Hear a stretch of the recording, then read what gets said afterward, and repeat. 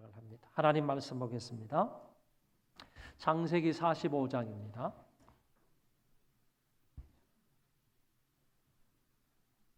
창세기 45장 1절부터 8절까지만 읽어드리겠습니다. 45장 1절로 8절까지만 읽어드리겠습니다. 요셉이 시종하는 자들 앞에서 그 정을 억제하지 못하여 소리질러 모든 사람을 자기에게서 물러가라 하고 그 형제들에게 자기를 알리니 그때에 그와 함께한 다른 사람이 없었더라. 요셉이 큰 소리로 우니 애굽 사람에게 들리며 바로의 궁중에 들리더라. 요셉이 그 형들에게 이르되 나는 요셉이라. 그 아버지께서 아직 살아 계시니까 형들이 그 앞에서 놀라서 대답하지 못하더라. 요셉이 형들에게 이르되 내게로 가까이 오소서. 그들이 가까이 가니 이르되 나는 당신들의 아우 요셉이니 당신들이 애굽의 판자라. 당신들이 나를 이곳에 팔았다고 해서 근심하지 마소서. 한탄하지 마소서. 하나님이 생명을 구원하시려고 나를 당신들보다 먼저 보내셨나이다. 이 땅에 2년 동안 흉년이 들었으나 아직 5년은 밭갈이도 못하고 추수도 못할지라. 하나님이 큰 구원으로 당신들의 생명을 보존하고 당신들의 후손을 세상에 두시려고 나를 당신들보다 먼저 보내셨나니 그런즉 나를 이리로 보낸 이는 당신들이 아니요 하나님이시라. 하나님이 나를 바로에게 아버지로 삼으시고 그의 온 집의 주로 삼으시며 애굽 온 땅에 통치자로 삼으셨나이다. 아멘.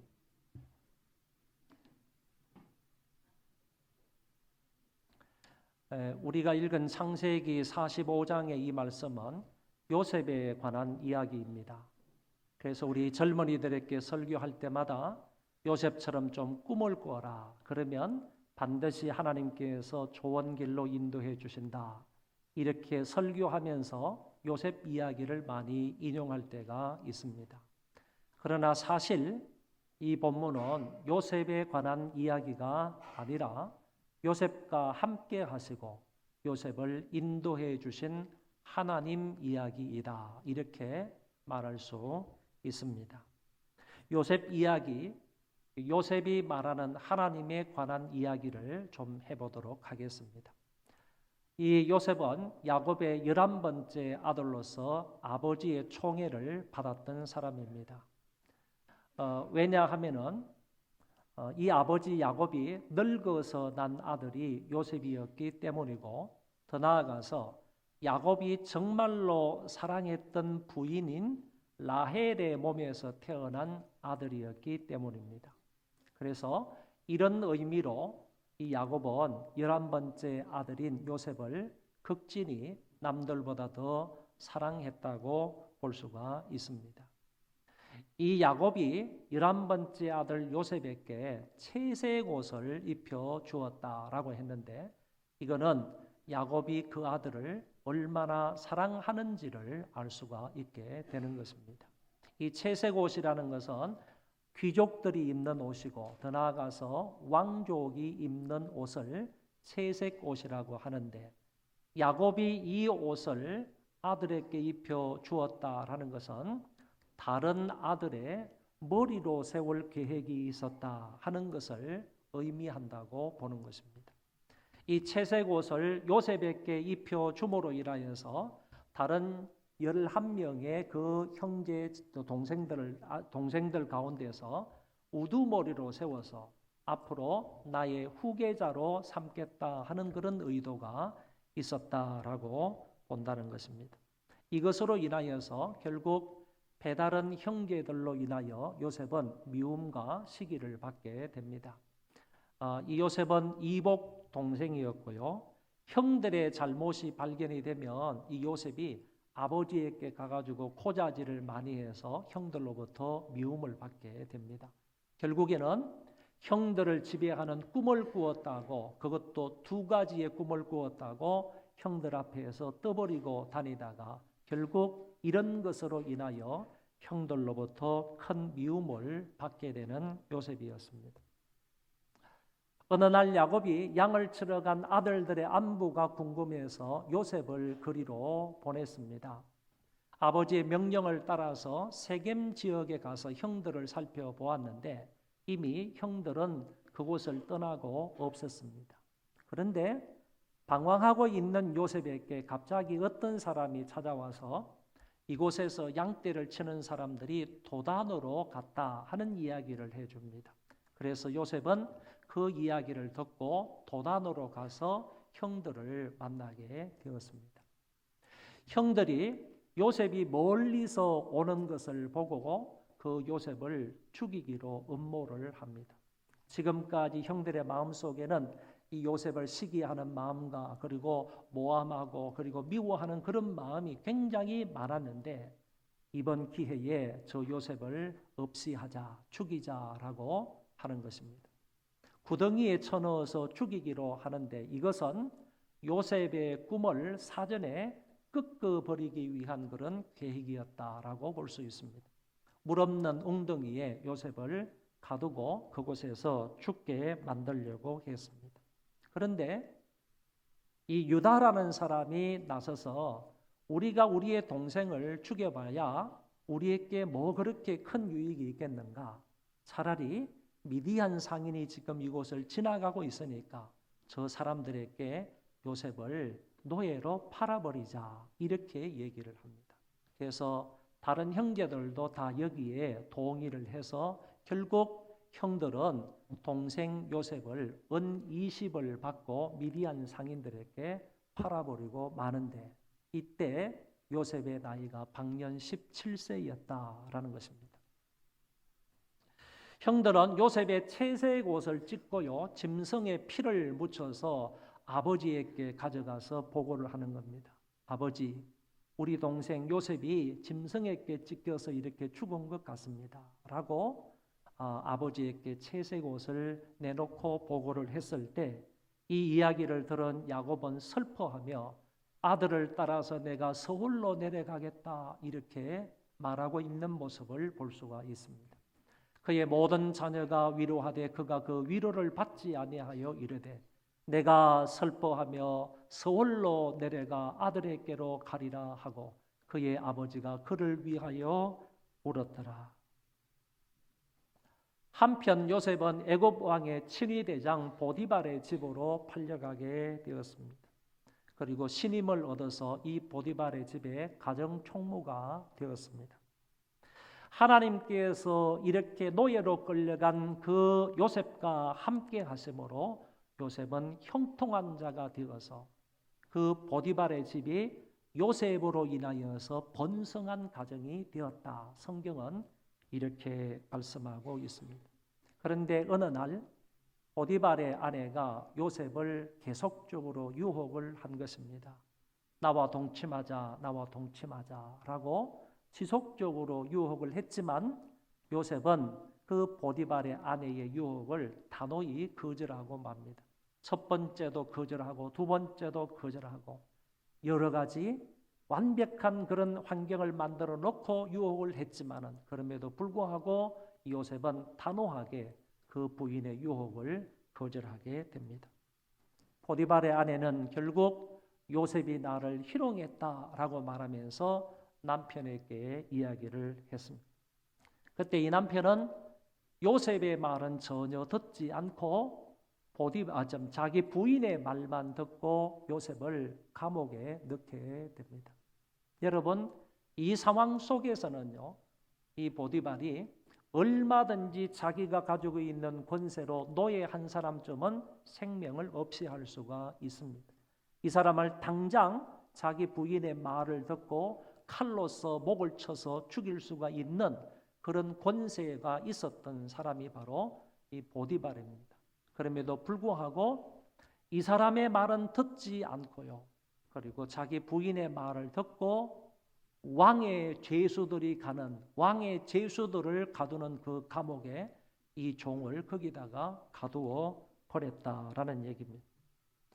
요셉이 억울하게 감옥에 들어갔을 때 어떤 마음이고 어떤 느낌을 가지고 살았겠습니까?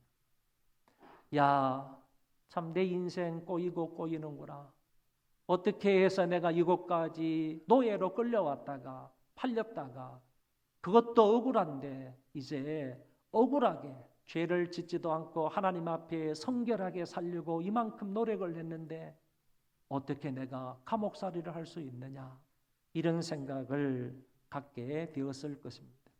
인생에 대한 불안감과 인생에 대한 억울함과 인생에 대한 막막함과 인생에 대한 처량함을 이 감옥 안에서 요셉은 느꼈을 것입니다. 그런데 이때에도 하나님은 그 요셉과 함께 하셨다고 성경은 말씀하고 있습니다. 여호와께서 요셉과 함께 하시고 그에게 인자를 더하사 간수장에게 은혜를 받게 하시매. 요셉은 옥살이 가운데 관원장들의 꿈을 해석해 주게 됩니다. 자기가 있는 그 감옥에 왕의 신하로서 잘못한 사람이 두 사람이 들어왔는데 한 사람은 술 맡은 관원장이고 또 한 사람은 떡 맡은 관원장이었습니다. 그런데 이들이 각각 꿈을 꾼 것입니다. 그래서 같이 감옥살이를 하고 있는 요셉에게 이 꿈 이야기를 했더니 요셉이 그들이 꾼 꿈에 대해서 해석을 해준 겁니다. 술 맡은 관원장은 3일 후에 당신의 자리를 복직한다라는 꿈 해석을 해준 거고, 떡 맡은 관원장은 당신은 3일 후에 나무에 매달려 죽게 된다라는 꿈 해석을 보인 것입니다. 이 요셉이 그들의 꿈 해석을 보인 대로 3일 후에 이래로 되었습니다. 한 사람은 복직을 하고 한 사람은 복직을 하지 못한 것입니다. 특별히 술 맡은 관원장은 복직이 되어서 다시 바로 왕의 술 맡은 관직으로 일을 하게 되었다, 그런 얘기입니다. 그런데 어느 날 이 바로 왕이 꿈을 꾸게 됩니다. 그 꿈 내용은 살찐 암소 7마리가 나일 강가에서 풀을 뜯고 있는데, 두 번째 꿈은 그 꿈을 꾸고 나서 곧장 이어서 나온 것은 흉측하고 바짝 마른 다른 암소 7마리가 나타나서 앞에 꿈에 나온 그 살찐 암소 7마리를 다 잡아먹었다 하는 그런 꿈 내용이었습니다.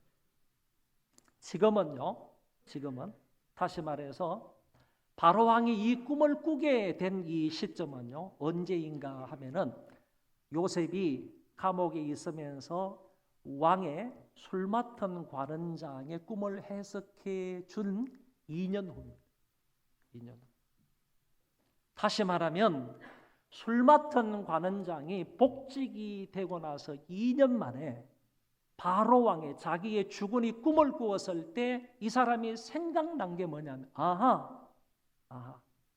그 종살이 노예살이를 하고 있는 그 감옥에 있는 그 요셉이 내 꿈을 해석해 줬는데 정확하게 맞추어서 내가 복직이 되지 않았는가. 그래서 이 술 맡은 관원장이 요셉을 기억을 하고 그 요셉을 왕에게 추천을 하게 되는 것입니다. 요셉은 죄수복을 벗어던지고 왕궁으로 초빙을 받아서 와서 왕의 꿈을 해석해 주는 겁니다. 왕이여, 당신이 꾼 꿈은 한 가지입니다. 이것은 내가 잘나서 지혜로워서 꿈 해석을 해주는 게 아니고 하나님께서 당신에게 계시를 주신 것입니다. 그러므로 내가 당신이 꾼 꿈에 대해서 해석을 하겠습니다. 이 나라에 앞으로 7년 동안 큰 풍년이 있을 것이고 그 다음 7년은 큰 흉년이 있을 것이다.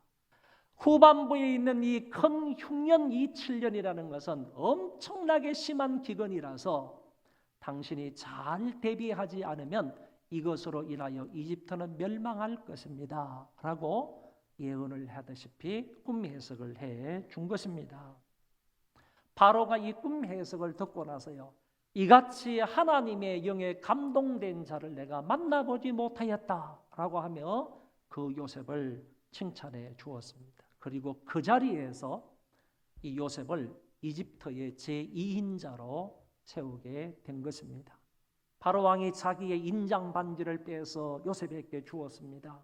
인장 반지라는 것은 이거는 왕의 명령과 같은 그런 반지입니다. 이것을 찍기만 하면요, 어떤 것에도 다 통과가 될 수 있고 어떤 사람도 반항할 수 없는 그런 인장반지, 그 효력을 가지고 있는 그런 인장반지를 빼서 요셉에게 주었다는 것이고, 그리고 요셉이 입는 세마포 옷, 이것은 국무총리라는 것을 의미하고 입는 옷입니다. 국무총리라는 의미를 가지고 있는 세마포 옷을 입혔고, 그리고 금 목걸이를 그에게 걸어주면서 이 이집트의 모든 살림살이를 너에게 맡긴다라고 얘기를 하는 것입니다. 이거는요, 이 바로 왕이 절대적인 권세를 요셉에게 맡겼다라는 의미의 말입니다. 하나님은 가장 낮고 천한 감옥의 자리에서 요셉을 끌어올리시어 가장 존귀하고 높은 자리, 애굽의 국무총리 자리에 앉게 하셨습니다. 이때 요셉의 나이가 30세입니다. 애굽으로 팔려온 지 13년이 지난 때였습니다. 애굽으로 팔려온 지 13년 만에 종살이 노예 생활을 벗어던지고 이 요셉은 애굽 나라의 국무총리가 되었던 것입니다. 하나님의 예언과 요셉의 꿈 해석대로 7년의 풍년이 지나고 흉년이 접어들었습니다. 이 흉년은 야곱의 일가가 살고 있던 가나안 땅에도 찾아왔습니다. 다시 말하면 애굽 땅에만 있었던 그런 흉년이 아니라 그의 전 세계적인 흉년의 기간이었다, 이렇게 볼 수 있습니다. 야곱은 애굽에 양식이 있다는 소식을 듣고 자식들을 애굽으로 보내서 양식을 사오라고 명령을 합니다. 베냐민을 빼고 나서 10명의 아들이 곡식을 사기 위해서 애굽으로 갔는데, 그때 이 형들이 자기의 동생, 자기들이 팔았던 그 요셉을 그곳에서 만나게 됩니다.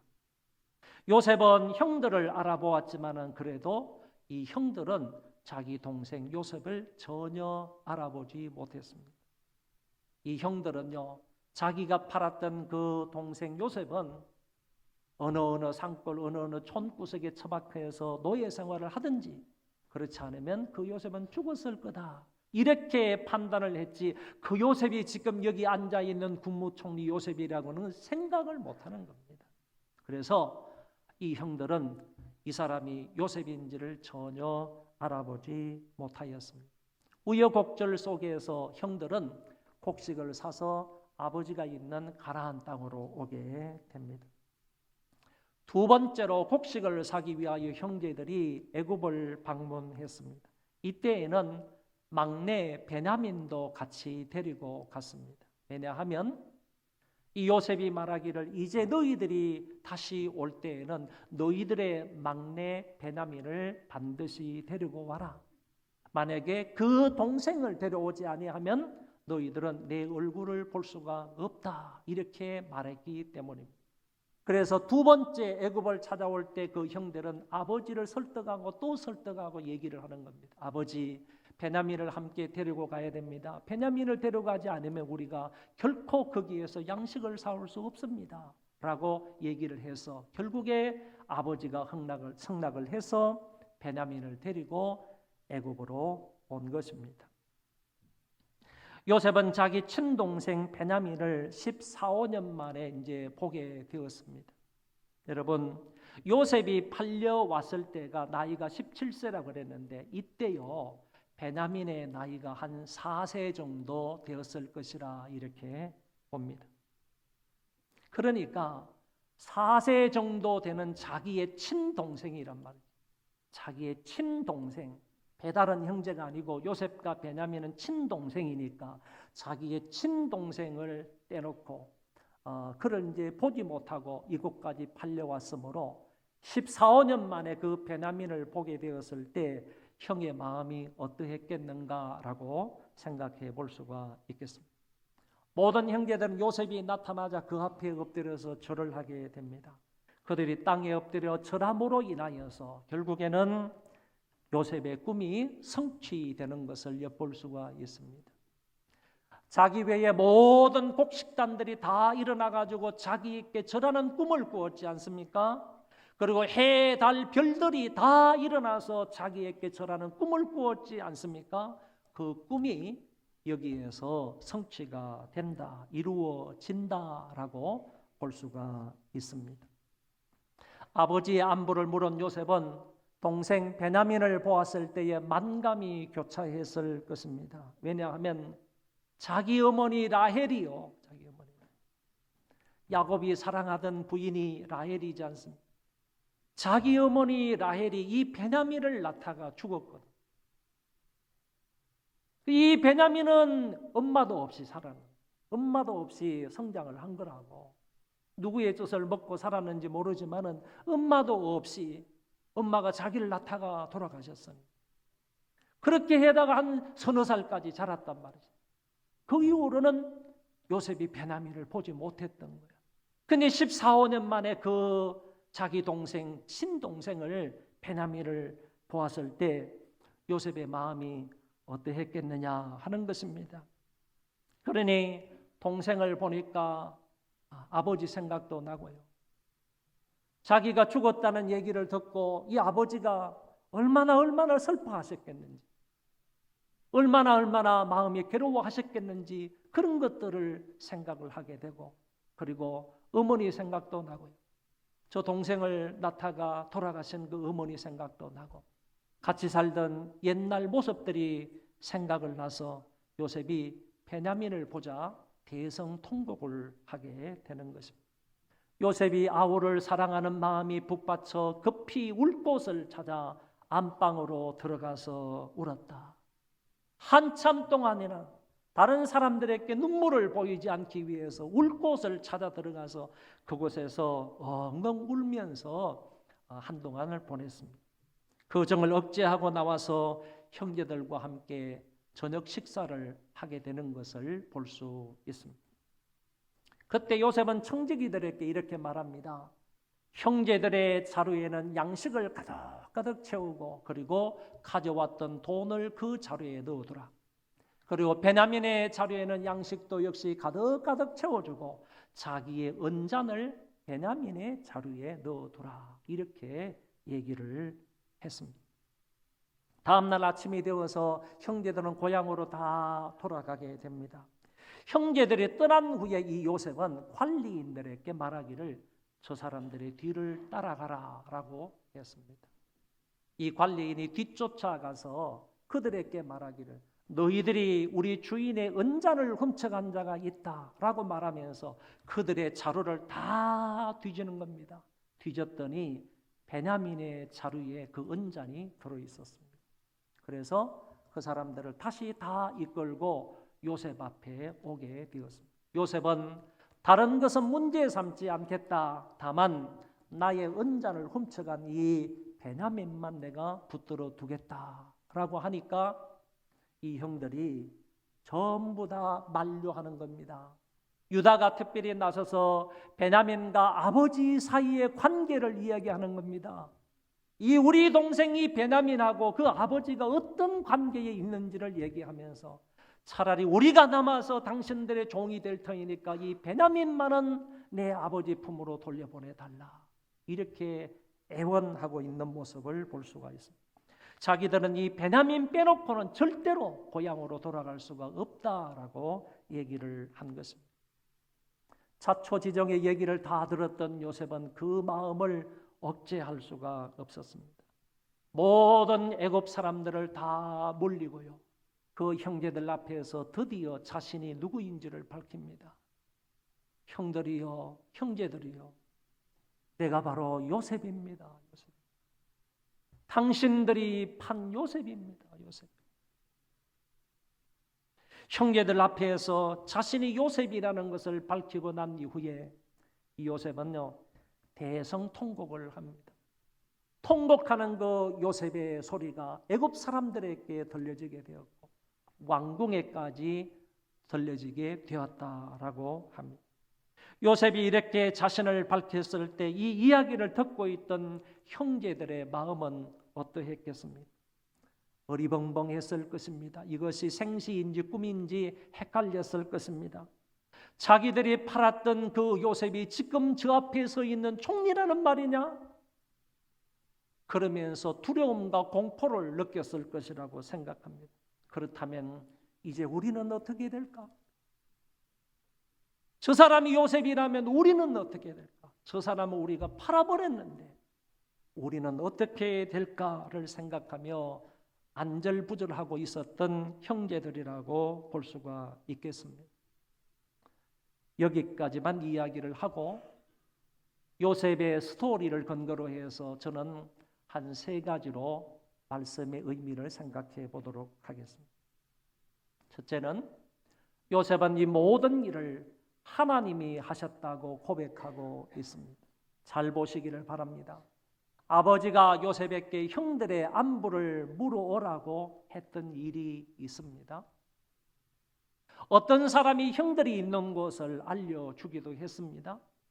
여러분 성경을 잘 보면 안절부절하다가 어리둥절하다가 혼란 속에 있다가 형들이 도대체 이 세겜에서 어디로 갔느냐 알지 못해서 어떤 사람을 찾아가가지고 요셉이 물은 거 아니라는 거죠. 묻지도 않았는데 어떤 사람이 다가와가지고 요셉에게 말하는 거예요. 이곳에서 양치던 사람들이 도단으로 간다고 합니다. 이 사실을 알려주는 일이 분명히 성경에 있었다라는 것입니다. 형들이 요셉을 죽이려다가 상인에게 노예로 파는 일이 있었잖아요. 여러분, 유다가 밥 먹고 있다가 보니까요, 미디안의 상인이 지나가는 거예요. 지나가는 것을 보고 형들하고 논의를 하는 거죠. 우리가 죽여봐야 뭐 하겠느냐? 차라리 죽이지 말고 이 동생을 노예로 팔아버리자. 지나가는 상인이 있었을 때 유다가 그런 마음이 들어서 유다가 다른 사람들을 설득해서 결국 요셉을 다른 나라로 팔아버리게 되는 일이 있었습니다. 요셉은요, 팔려간 곳이 애굽이었습니다. 애굽은 당시 세계적으로 최강대국이었습니다. 그리고 팔려간 집이 보디발의 집이었다. 상당히 직급이 높은 사람의 집이었다. 이곳에 팔려간 것도 하나님의 뜻이 있을 겁니다. 죄를 범하지도 않았는데 감옥에 가는 일이나 감옥에서 다른 사람보다도 술 맡은 관원을 만난 일이나 왕의 꿈을 해석해주고 애굽의 총리가 될 수 있었던 이 모든 일들은요, 우연이 아니라는 것입니다. 요셉에 관한 스토리를 지금까지 쭉 대략적으로 살펴보니까 이런저런 일들이 많았는데 인생의 매듭매듭이 있었고 인생의 우여곡절이 있었고 인생의 위기들도 많이 있었는데 이런 우여곡절 속에 있었던 일들이 우연이 아니라 하나님의 섭리와 하나님의 계획이었다라는 말씀입니다. 어떤 사람이 요셉의 생애를 우리가 입는 옷으로 이렇게 설명을 하는 것을 제가 보았습니다. 요셉이 태어났을 때 우리식으로 말하면 베넷 저고리 옷을 입었을 것이다. 그런데 이 요셉이 살다가 아버지로부터요 특별한 사랑을 받아서 새색 옷을 입게 되었습니다. 이 요셉이 애굽으로 팔려가서는 노예의 옷을 입고 살아가게 됩니다. 그러다가 이제 더 심하고 더 처량한 장소, 미천한 장소인 감옥에까지 가게 되는데 그 감옥에서는 죄수의 옷을 입게 되는 것입니다. 그러다가 하나님의 은혜 중에 국무총리가 입는 세마포 옷을 입게 되었습니다. 그런데 중요한 것은요, 인생의 매듭매듭마다 인생의 위기 때마다 옷은 달랐을지 몰라도 자기가 입었던 그 옷은 달랐을지 몰라도요, 그때마다 하나님은 항상 요셉과 동행하셨다는 사실입니다. 한순간도 예배가 없이 그 하나님께서는 요셉과 함께 하시고 동행을 하셨습니다. 요셉의 인생에 하나님이 직접적인 개입과 역사를 성경이 직접적이며 구체적으로 말씀하고 있지는 않지만 요셉은 이 사실을 분명히 인정하고 있는 것을 볼 수 있습니다. 성경을 보면 당신들이 나를 이곳에 팔았다고 해서 근심하지 마소서, 한탄하지 마소서, 하나님이 생명을 구원하시려고 나를 당신들보다 먼저 보내셨나이다.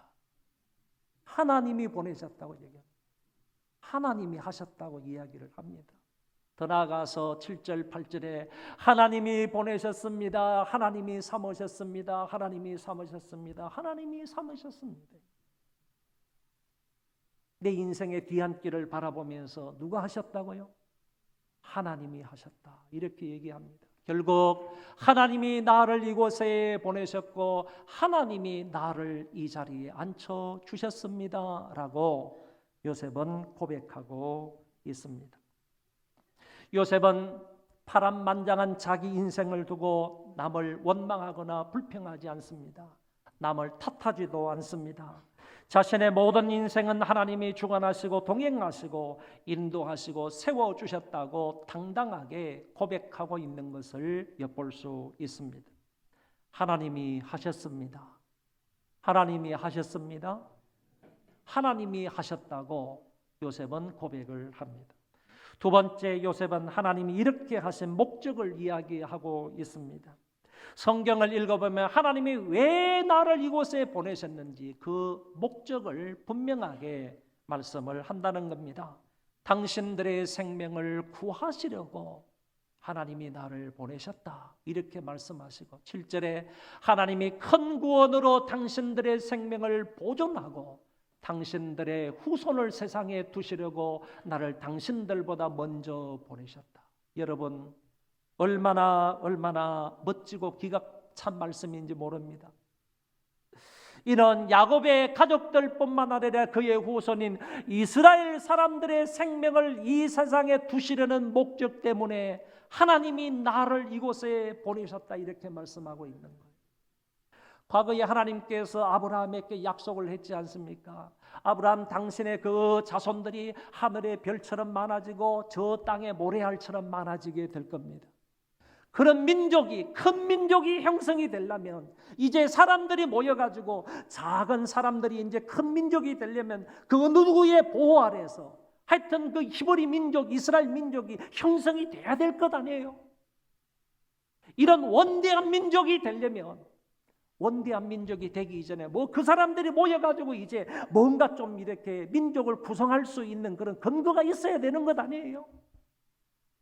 그래서요 요셉의 그늘 아래에서 야곱 일가가 한 민족을 이루어야 하기 때문에 하나님께서 미리 요셉을 애굽 땅에 보내셨다 이렇게 말씀을 하시는 겁니다. 이 안에서 요셉의 보호와 요셉의 축복 아래에서요 야곱의 일가가 성장해 가는 겁니다. 사람들의 숫자가 많아집니다. 여기에서 히브리 민족이 형성이 되었을 때요 하나님께서 모세를 통하여서 이 민족을 애굽에서 이끌어내시는 겁니다. 광야 생활을 하게 하시는 겁니다. 여호수아를 통해서 가나안 땅을 점령하게 하시는 겁니다. 그 가나안 땅에 심어놓은 그 이스라엘 백성들을 통하여서 하나님이 열방의 빛으로 사용을 하시는 겁니다. 그 목적을 위해서요 그런 이스라엘 민족, 히브리 민족을 형성케 하려면 이 야곱의 일가가 어디에 가가지고 보호를 받으며 인도를 받으면서 공급을 받으면서 민족을 형성해야 될 것 아닙니까? 그 민족 형성을 위하여서요 당신들의 후손을 세상에 두시려고 나를 당신들보다 먼저 보내셨다고 말하고 있다 그런 얘기입니다.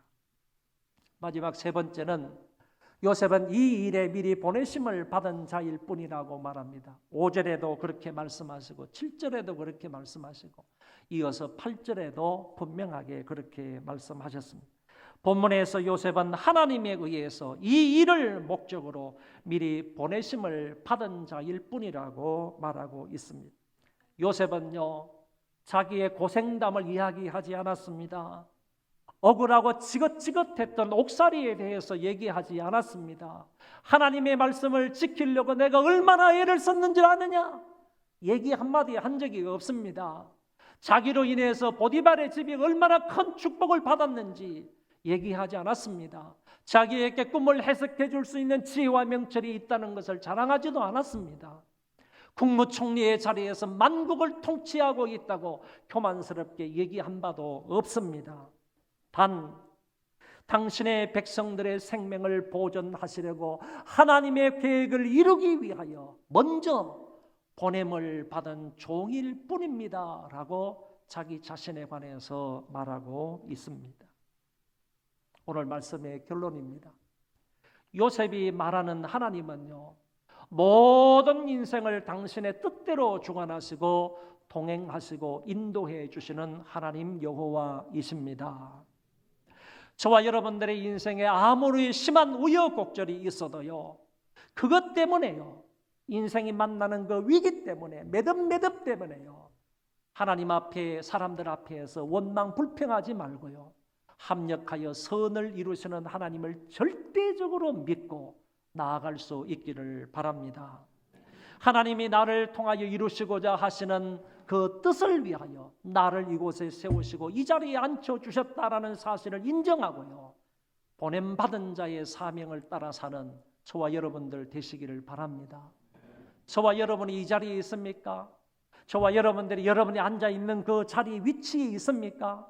하나님께서 어떤 목적이 있어서요, 하나님의 뜻과 섭리와 계획이 있기 때문에 여러분들을 미리 그 자리에 세워놓으신 거예요. 그러면 나는 그 자리로 보냄을 받은 자입니다. 보냄을 받은 자로서요, 그 사명을 따라서 살아가는 하나님의 백성들 다 되어주시기를 주의 이름으로 축원합니다. 다 일어나셔서 우리 찬송합시다.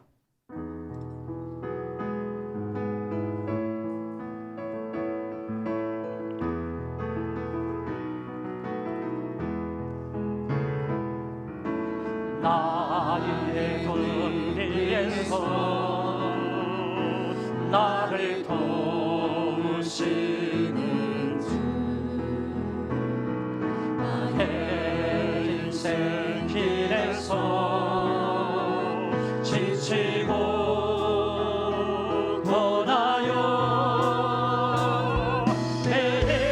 베델처럼 주저앉고 싶을 때 나를 밀어주시네. 떠나 걸어라, 내가 새 힘을 주리니. 일어나 너 걸어라, 내 너를 도우리. 나의 등 뒤에서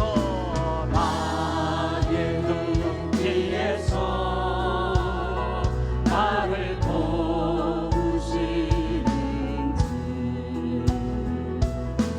평안히 길을 갈 때 보이지 않아도 지치고 못하여 넘어질 때면 다가와 손 내미시네. 아멘.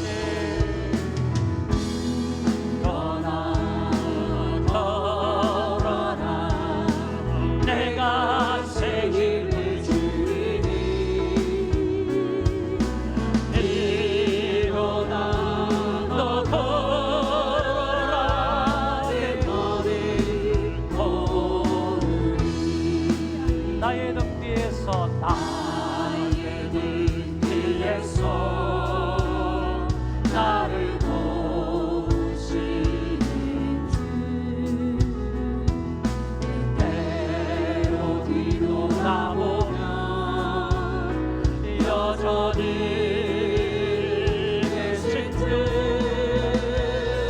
잔잔한데 서로 바라보시며 나를 재촉하시네.